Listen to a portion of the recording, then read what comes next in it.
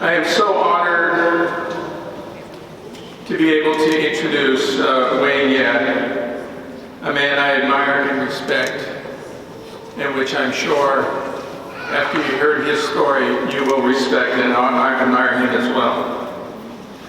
You have Wayne's impressive bio in your program, and his impressive achievements as an organizer and activist for a number of causes: immigrant rights, fair housing and tenants' rights, workers' rights, ballot access and protection, language access, and perhaps in these halls most famously as the tireless advocate over many years for data equity.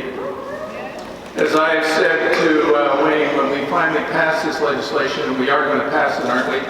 Then we're going to call it Wayne's Law. We're going to call it Wayne's Law for his dedicated work on this issue. Now, young leaders like Wayne provide us with energy and passion, but I recognize they provide us with much more. They provide us with knowledge, wisdom, judgment, and guidance. For example, at the age of 25, as Ava's pointed out, at the age of 25, he serves on the board of the ARW. I'm thinking when I was 25, the only board they didn't trust me on had a skate on it. He's a real leader, and people like me who are supposed to be the people who look up to for guidance and wisdom, look at people like Wayne and his judgment and his guidance and his leadership more than anything else. And that's what I admire about him and all of these young activists that we have. He puts together two things: skepticism but without cynicism. And I think for many of us who have gone through many of these trials and battles, it's hard not to be cynical. But again, these young activists bring us the notion of skepticism but without cynicism. He reminds me of the saying of Phyllis Wheatley, whose building my department is named after. Phyllis Wheatley, a slave and the first black author, probably poet, published in the United States, used to say, "She feeds on truths and unimagined things." That's what this young generation has taught us, to feed on truths and unimagined things. For my generation, Wayne and other activists like him, their great gift and challenge to us is rather than to be settled down and to be comfortable, to be moved and inspired to fight alongside Wayne and others, to build a better world that we hope they can live in and they can inhabit and their children can inhabit. A better nation, a better world, a better state and community. That's what Wayne is fighting for, and people like me and our generation should fight along with him. We're inspired to fight along with him. So today, Wayne, we cannot promise you the signing of Wayne's bill. We'll have that on another occasion at the State House.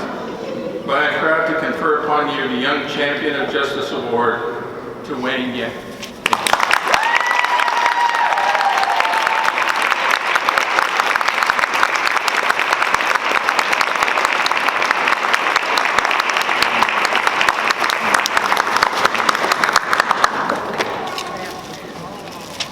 And here's the award.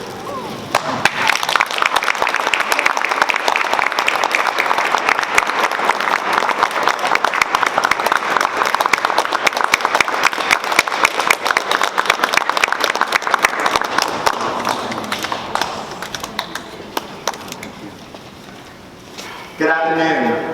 Good afternoon. It's a pleasure and it's an honor to be here with you celebrating our many achievements of our communities and the many struggles that have brought us here.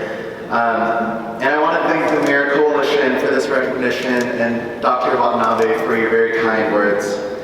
But most of all, I also want to thank the members of the Chinese Progressive Association and the Chinese American community in the greater Boston area who have taught me what it means to fight for the grassroots and work alongside our people and ensure that the people most impacted must lead. 首先咧，我好感動有咁多前進會嘅會員同埋我哋社區啲人出嚟支持我，所以多謝你哋。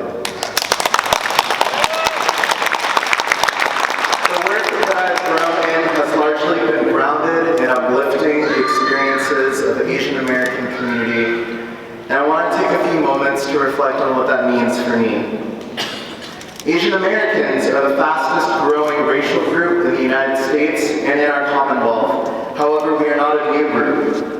Our community is not new to being targeted and excluded by U.S. policies and the immigrant narrative.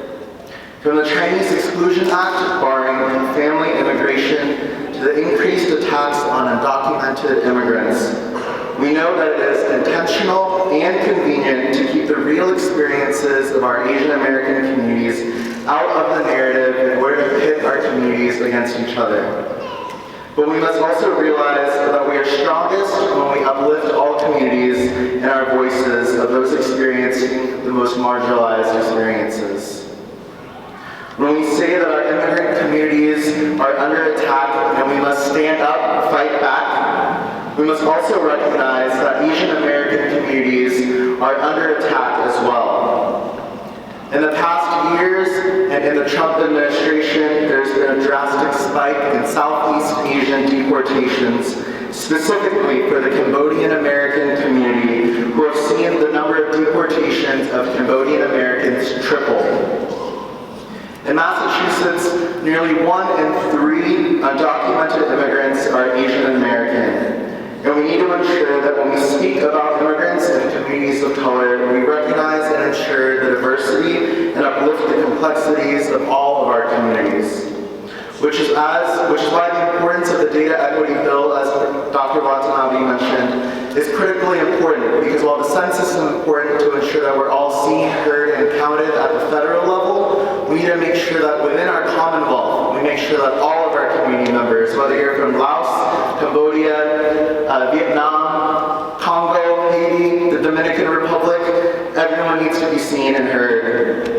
And while I stand here to accept this honor of being a young champion of justice from the MIRA Coalition, I honor and recognize the reality that the struggle for justice does not start nor stop with me or my generation.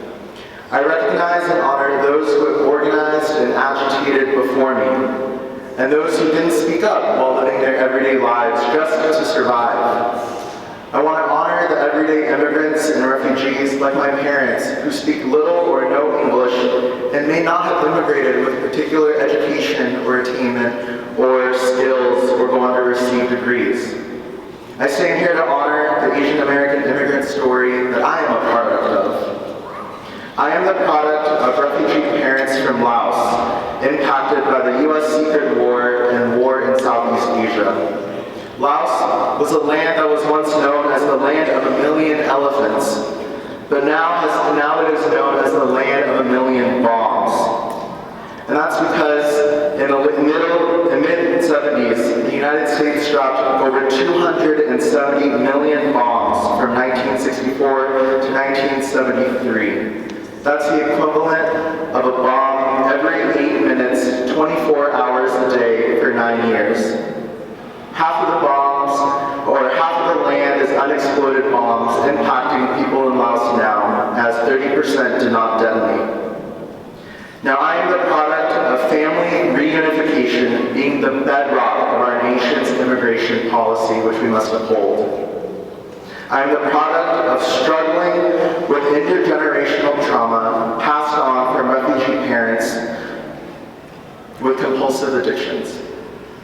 I am the product of my own childhood and adolescent journey through depression and anxiety and not having known if I would make it to 25. I am the product of educators who taught me to shift the narrative and reclaim and use my voice for power. And I also want to recognize the many advocates and community members who led the efforts and brought the Student Opportunity Act into law, which was just signed today.